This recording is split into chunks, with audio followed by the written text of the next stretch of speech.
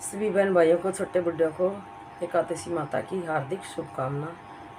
वे सब ने मेरी हाथ जोड़कर राम राम। एकादशी माता की कहानी सुनाऊंगी। वे सामण की कामिका एकादशी आज आपकी कहानी सुनियो। सब ने मेरी हाथ जोड़कर राम राम। भगवान कृष्ण बोले, हे युधिष्ठिर, श्रावण मास के कृष्ण पक्ष की एकादशी का नाम कामिका है। इसका माध्यम लोक हितार्थ एक स्वयं समय देवऋषि नारद ने पितामह भीष्म से पूछा। उन्होंने इस पवित्र व्रत में भगवान विष्णु की पूजा की थी। पृथ्वी दान, स्वर्ण दान, कन्यादान इत्यादि महादान के फल से विष्णु पूजा का फल अधिक है।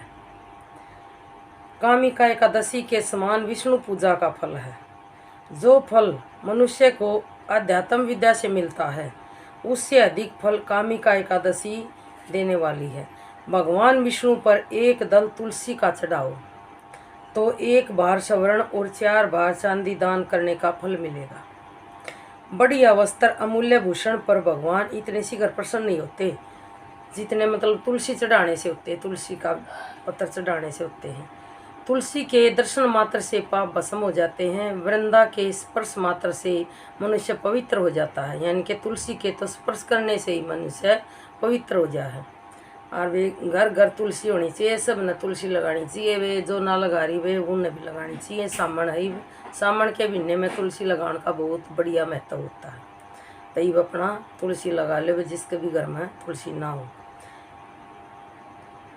भगवत चरणों में जो तुलसी अर्पण करता है उसे अवश्य मुक्ति मिलती है। इस माध्यम को सुनने से मनुष्य यशस्वी होता है, यानी कि उसका यश बढ़ता, तेज बढ़ता है। मोल एकादशी माता की जय हो। फलाहार, इस दिन तुलसी की मंजरी से विष्णु भगवान का पूजन किया जाता है। इस दिन गो दुग्ध का सागार लेना चाहिए, यानी कि गौ माता के दूध का सागार लेना चाहिए इस दिन। बोल तुलसी माता की जय हो। एक भगवान विष्णु की कहानी सुनाऊंगी। एक सेठ सेठानी थे। सेठानी विष्णु भगवान की पूजा करती थी, लेकिन सेठ को अच्छा नहीं लगता था। सेठ ने सेठानी को घर से निकाल दिया। वह चलते चलते जंगल में पहुंची। वहां 4 आदमी मिट्टी खोद रहे थे। सेठानी वहां जाकर बोली, भाई मुझे नौकरी पर रख लो। उन्होंने उसे नौकरी पर रख लिया। मिट्टी खोदने से सेठानी के हाथ में छाले पड़ गए और सिर के बाल उड़ गए।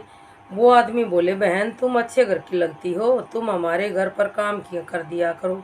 वो उसे अपने घर ले गए। वह रोज 4 मुट्ठी अनाज रहते थे, चारों बांट कर खाते थे। सेठानी बोली, कल से 8 मुट्ठी अनाज लेकर आना, यानी कि कल से 8 मुट्ठी लेना अनाज। अगले दिन वो 8 मुट्ठी अनाज ले आए। वो पड़ोसन से आग मांग लाई, भोजन बनाया और विष्णु भगवान को भोग लगाया। फिर सबको भोजन परोसा। भाई बोले, बहन भोजन बहुत स्वाद है। बहन बोली, भगवान का झूठा है तो स्वाद तो होगा ही। इनके भगवान का भोग लगा दिया उसने, तो भगवान का भोग लगाने से भोजन चाहे किसा भी बना हुई वो ये स्वादिष्ट भोजन बन जाए है। तो हर एक ने भगवान का भोग जरूर लगाना चाहिए घर में। बहन बोली, भगवान का झूठा है तो स्वाद तो होगा ही। उधर सेठ भूखा मरने लगा। सब बोले सेठानी के बाग का खाया करता था। सेठ सेठानी को ढूंढने के लिए निकल पड़ा।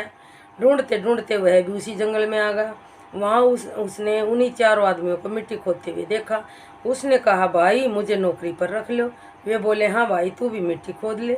वह मिट्टी खोदने लग गया। उसके भी हाथ में छाले पड़ गए और सिर के बाल उड़ गए। वो आदमी बोले, भाई तुम अच्छे घर के लगते हो तो तुम हमारे घर पर रहो। वह उसे अपने घर ले गई। वहाँ जाकर सेठ ने सेठानी को पहचान लिया, लेकिन सेठानी ने नहीं पहचाना क्योंकि वह घूंघट में रहती थी। सेठानी ने भोजन बनाया, विष्णु भगवान का भोग लगाया और सबको परोसने लगी। जब सेठ की थाली परोसने लगी तो विष्णु भगवान ने हाथ पकड़ लिया। भाई बोले, बहन ये क्या कर रही हो? बहन बोली, भाई मैं तो कुछ भी नहीं कर रही, मेरा तो विष्णु भगवान ने हाथ पकड़ रखा है। भाई बोले, हमें भी अपने भगवान के दर्शन करवाओ। सेठानी ने भगवान से प्रार्थना करी। विष्णु भगवान ने सबको दर्शन दिए। सेठ ने सेठानी से माफ़ी मांगी। भाइयों ने बहन को बहुत सा धन देकर विदा किया। सेठ सेठानी दोनों मिलकर विष्णु भगवान की पूजा करने लगे। उनके अन्न धन से भंडार भर गए। सकरात से कहानी का नेम लेवे। 1 साल तक कहानी कहकर विष्णु भगवान का पीला पीताम्बर पाव चने, पाव गुड़, 5.25 रुपये। लक्ष्मी जी का श्रृंगार का सामान, साड़ी और दक्षिणा देवी। जय विष्णु भगवान की जय। देखो भैया कहानी है, मतलब सकरात लेनी चाहिए, सकरात ही रोज कवाई इसने। और फिर यो इसमें दान दक्षिणा जो देना है फिर बाद में भाई करकन है यो लक्ष्मी जी के लिए, लक्ष्मी जी का श्रृंगार ये जो कर इसमें बताई भगवान का पीला पीताम्बर, पाव चने, पाव गुड़, 5.25 रुपये। लक्ष्मी जी का श्रृंगार यो देना चाहिए फिर पूरे 1 साल व्रत कर।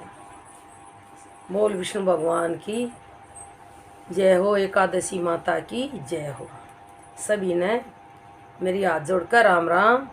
सभी को एकादशी माता की हार्दिक शुभकामनाएं।